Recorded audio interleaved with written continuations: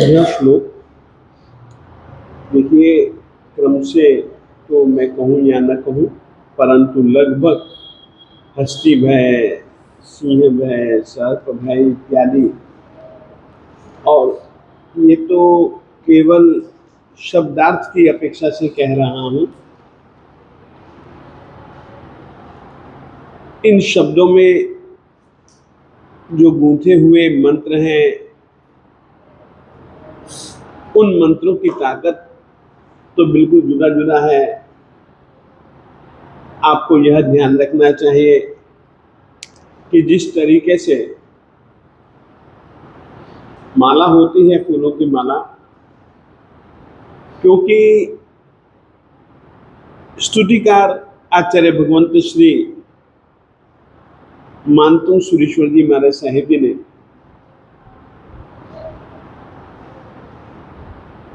स्वयं ने कहा, और आखिर में कहा है, स्तोत्र सृजम तव जिनेन्द्र गुणैर निबद्धाम। यह जो भक्तामर है ना, तेरे गुणों की स्तुति है, तेरे गुण, तव गुणैर निबद्धाम, तेरे गुणों से निबद्धाम, बंधी हुई यह स्तोत्र है मेरा। और सचमुच में गुण तो है ही, परंतु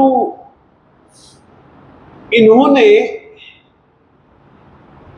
इन शब्दों की और इन अक्षरों की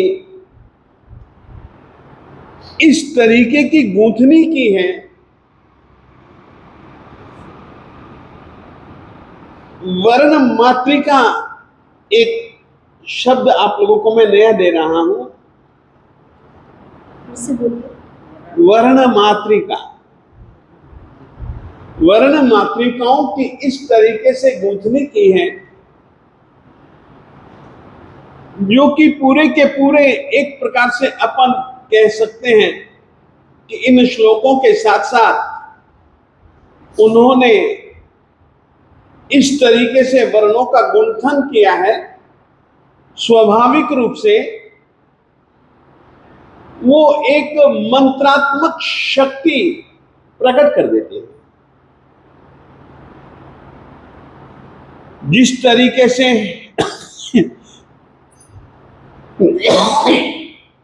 माचिस होती है, माचिस में दिया सिलाइयां होती हैं। माचिस के बाएं दाएं एक खोखला जो होता है, उसका जो घर होता है, उसके बाएं दाएं कुछ मसाला लगा रहता है, और उस मसाले के साथ, सिलाई के साथ जुड़ा हुआ जो मसाला है, जब हम उसका यूं घर्षण करते हैं तो आपस में घर्षण से एक आग पैदा होती है, और उस आग में दाहक शक्ति और प्रकाश शक्ति, दो शक्तियां तो तुरंत अपने को दिखती हैं। जलाने की ताकत और अंधेरे को दूर करने की ताकत, ये दो शक्तियां तो अपने को तुरंत महसूस होती है।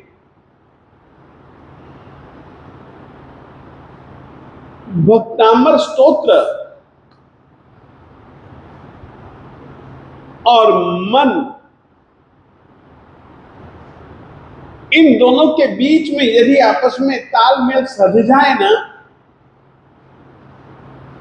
तालमेल यानी कि यूं घिसे,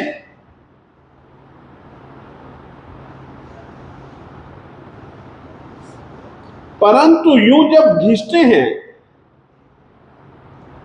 तब भी आग जलती नहीं। यदि वो जो मसाला यदि खत्म हो चुका हो, आग जलती नहीं है। या पानी की सीलन या भाप आदि के कारण से कुछ ऐसा हो जाए, आग प्रकट नहीं होता है। आग प्रकट तो तभी होगा जब दोनों तरफ का बिल्कुल बराबर का तालमेल होगा। मन के साथ में गिनिए, मन के साथ में जब भक्तामर स्तोत्र के शब्दों का घर्षण होगा तब आत्मा में एक दाहक शक्ति ऐसी पैदा होगी जो कि कर्मों को और कर्मजन्य कष्टों को, दुखों को, परेशानियों को दाहक जला देगी और मोह कर्मकृत राग द्वेष जन्य जो एक अंधेरा है, वो अंधेरे को ये शब्द ही दूर कर देते हैं। परंतु मन पे किसी भी प्रकार की चिकनाहट नहीं होनी चाहिए। मोह जो है वो चिकनाहट है, राग द्वेष जो है वो चिकनाहट है। ये आग प्रकट ही नहीं होने देती है। तो अपने दिल के ऊपर मोह का संस्कार इतना प्रबल रूप से जमा हुआ है ना, वो सही ढंग से हमको गिनने भी नहीं देता। भक्तामर के शब्दों की ताकत एक अलग चीज है।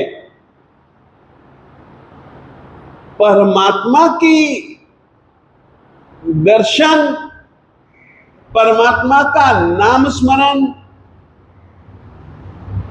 और उसका जो परिणाम है वो बिल्कुल जुदी चीज है। आज इस श्लोक में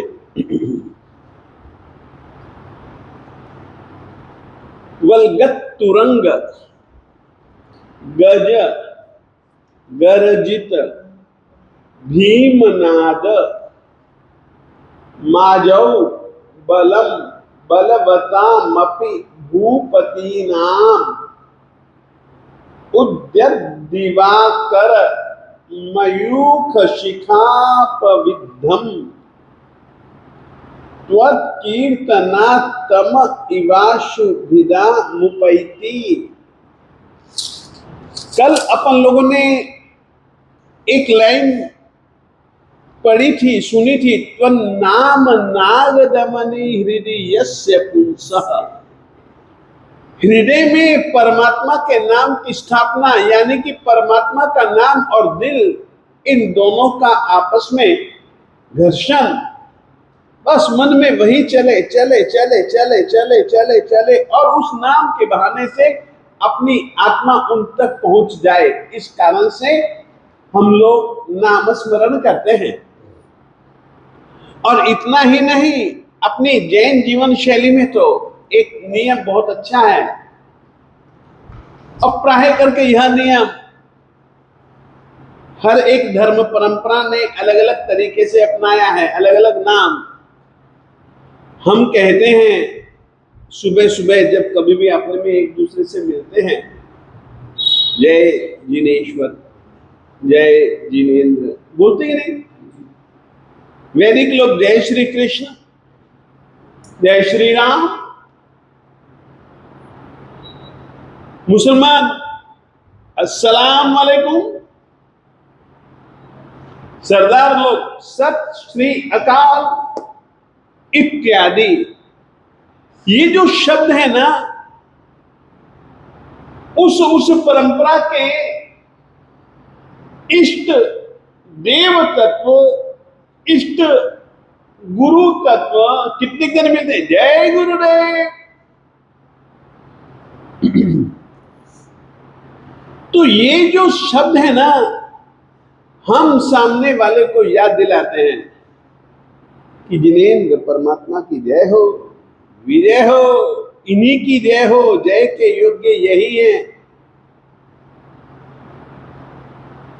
ये जिनेंद्र परमात्मा का स्मरण होना ही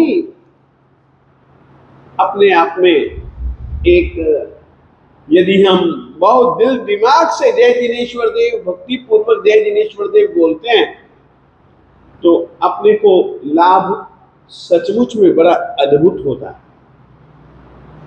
परंतु भक्ति से बोले जिनेंद्र परमात्मा को, भक्ति से उनका नाम लेना है।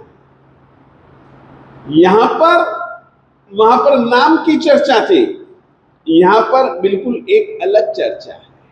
यहां पर कीर्तनात्, तेरा नाम संकीर्तन, तेरा गुणों का संकीर्तन, तेरे स्वरूप का संकीर्तन, ये ही जिस तरीके से सूरज की किरणों का अग्रभाग सारे के सारे अंधेरे को चीर देता है, नष्ट कर देता है, तम इवाशु, आशु, आशु यानी कि जल्दी से, इधर से सूरज की किरण निकली, अंधेरा दूर, आशु जल्दी से ही, जैसे सूरज की किरण अंधेरे को दूर कर देती है, उस तरीके से युद्ध में शांति, युद्ध का नाश, युद्ध के भय का नाश, त्वत् कीर्तनात्, तेरे नाम कीर्तन से, तेरे गुण कीर्तन से, तेरे स्वरूप कीर्तन से बस वो दूर हो जाता है। ये इस श्लोक का कुल मिलाकर के भाव है। परंतु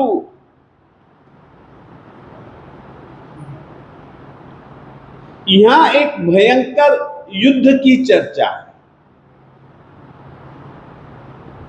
भयंकर युद्ध की चर्चा है। और वो युद्ध भी कैसा? पहले के समय में कोई हवाई जहाज तो उड़ते नहीं थे, पहले के समय तो घोड़े, हाथी इत्यादि वे ही रहते थे। उसी तरीके से यहां पर कुछ ऐसे युद्ध की चर्चा है। बलगत तुरंग, जिस युद्ध भूमि में, जिस युद्ध में बलगत तुरंग, घोड़े, तुरंग कहते घोड़ों को, बलगत तेजी से कोई इधर से उधर, उधर से इधर, उधर से इधर, सैनिक उस पर बैठे हुए एक दूसरे पर भाला ने, एक दूसरे पर तलवार ने, एक दूसरे पर छुरी, एक दूसरे पर धनुष से बाण इत्यादि का प्रहार कर रहे हैं। बलगत तुरंग, घोड़े पर बैठे हुए, हाथियों पर बैठे हुए सैनिक भी आपस में लड़ रहे हैं। और हाथी भी क्या कर रहे हैं? मस्त होकर के गज गर्जित, वे लोग भी अपनी ध्वनि में चिंगाड़ रहे हैं। अब देखिए, हाथियों की चिंगाड़ और घोड़ों का हेशारव एक भयंकर आवाज होती है। जब ये लोग गुस्से में भर जाते हैं ना, तो बहुत भयंकर बोलते हैं। इस तरीके की युद्ध भूमि, आ जाओ युद्ध भूमि में, बलवता भूपति ना बलवता मपि भूपति ना भीमनाद। और इसके साथ साथ में एक चीज और जुड़ गई, युद्ध भूमि में बलवान जो राजा लोग थे आपस में एक दूसरे के सामने खड़े हुए, वे लोग भी भीमनाद, बड़ा भयंकर सिंह नाद कर रहे हैं, एक दूसरे को पछाड़ने के लिए, एक दूसरे को डराने के लिए, एक दूसरे के ऊपर अपना खौफ जमाने के लिए। ऐसा जो बलम, ऐसा जो सैन्य बल है, बलम, ऐसा जो सैन्य बल है, वह उद्यत दिवाकर मयूख शिखा पविद्धम। देखिए, इसमें उद्यत, उदित हो रहे, दिवाकर सूर्य की मयूख किरण से, शिखा पविद्धम किरण का जो अग्रभाग होता है, उसके कारण से जिस तरीके से अंधेरा दूर हो जाता है, उसी तरीके से ऐसे शत्रु, ऐसी जो शत्रु सेना है, कैसी शत्रु सेना? बलगत तुरंग, जिसमें घोड़े, आ जाओ युद्ध भूमि में, आ जाओ युद्ध भूमि में, बलगत तुरंग, इधर उधर दौड़ते हुए, भागते हुए, तेजी से अपनी टांगों से ही न जाने कई कई सैनिकों को पछाड़ते हुए, यदि कोई रास्ते में आ जाता है तो इस तरीके के दौड़ते हुए, भागते हुए तेजी से घोड़े गज गर्जित। अब युद्ध भूमि में जब एक दूसरे के ऊपर प्रहार फेंके जा रहे हैं, अस्त्र शस्त्र फेंके जा रहे हैं, ऐसे समय पर हाथी भी अपना मालिक के प्रति अपनी भक्ति प्रदर्शित करते हुए वे भी जोर जोर से गरज रहे हैं। और बलवताम अपि भूपति नाम भीमनादम, और बलवान राजाओं का भीमनाद यानी कि भयंकर सिंहनाद वे लोग कर रहे हैं। ऐसा बलम जो शत्रुओं का सैन्य है वह भी उसी तरीके से जैसे कि अंधेरा दूर होता है, मयूख शिकाप विदम की तम उदित होते हुए सूर्य की किरणों के शिखा यानी कि अग्रभाग से भेदा जा रहा है तम इवाशु, जल्दी से जल्दी अंधेरा जिस तरीके से, उसी तरीके से इन लोगों के माध्यम से जो बलम, जो शत्रु सैन्य है, आशु बहुत जल्दी से जल्दी विदाम उपैती, भेद को प्राप्त कर लेता है, यानी कि वो नष्ट हो। केवल परमात्मा के कीर्तन का एक प्रभाव, परमात्मा के कीर्तन की एक महिमा, परंतु ये सब चीजें, क्योंकि इसके लिए श्रेष्ठतम उदाहरण स्वयं स्तुतिकार है। कितनी बुरी हालत में, चिंताजनक भी, दुखजनक भी, ऐसी हालत में उलझ जाने पर भी वे जिस तरीके से निकल जाते हैं और केवल आदिनाथ स्वामी जी की भक्ति करते हैं।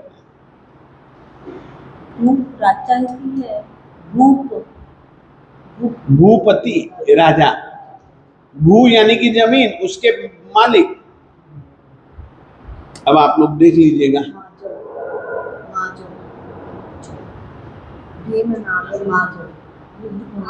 भीमनादम आजौ, युद्ध भूमि में आजी शब्द है, आजी, आजी शब्द का अर्थ होता है युद्ध भूमि।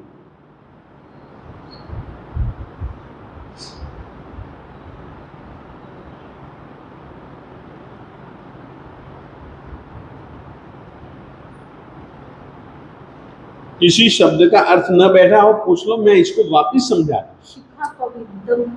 शिखा कहते अग्रभाग, उससे विद्ध यानी कि जो विद चुका है, ऐसा तमा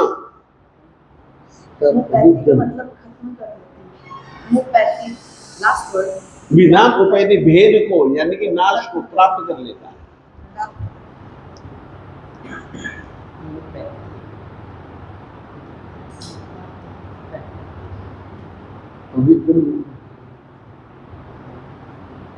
वेद देना, विद चुका, जिसको अपने सामान्य भाषा में कहते हैं।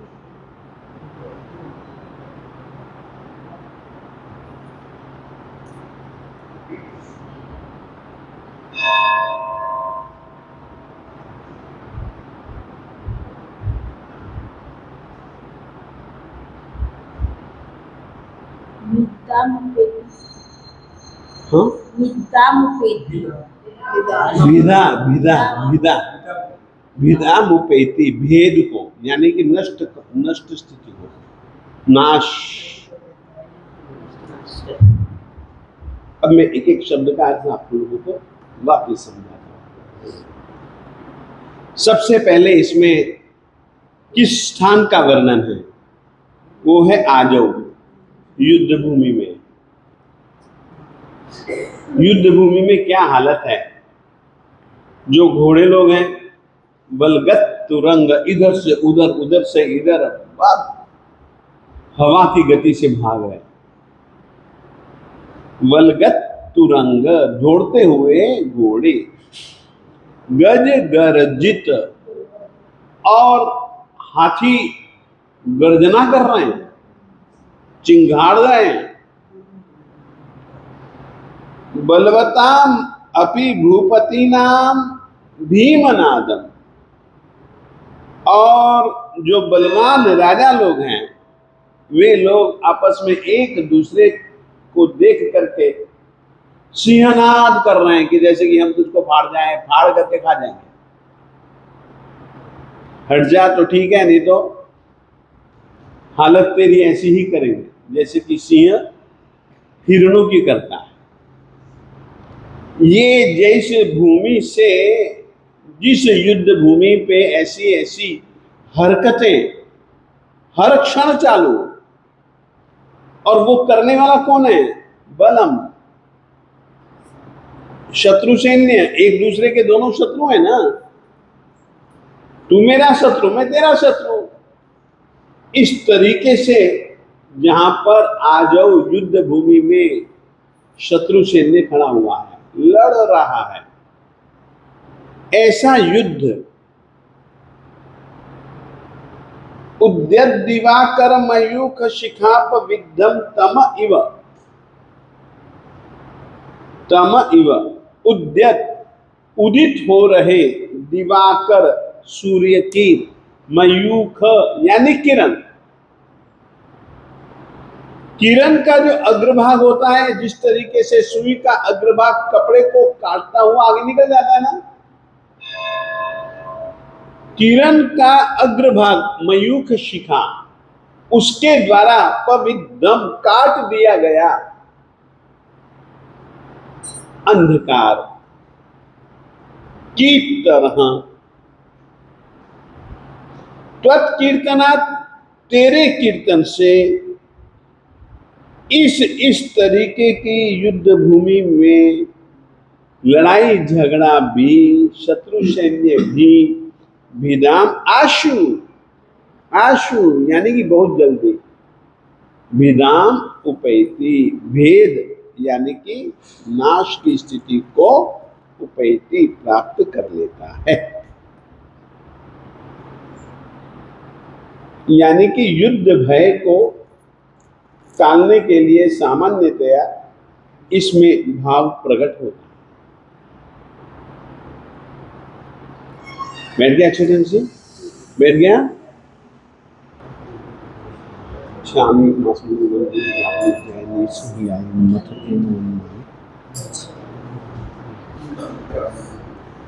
ओम आज्ञाहीनम, ओम आज्ञाहीनम, क्रियाहीनम, मंत्रहीनम, च यत्कृतं तत्सर्वं कृपया देवः क्षमध्वं मे परमेश्वरः। ओम आज्ञाहीनम, क्रियाहीनम, मंत्रहीनम, च यत्कृतं तत्सर्वं कृपया देवः क्षमध्वं मे परमेश्वरः। ओम आज्ञाहीनम, क्रियाहीनम, मंत्रहीनम, च यत्कृतं तत्सर्वं कृपया देवः क्षमध्वं मे परमेश्वरः। भगवान की जय।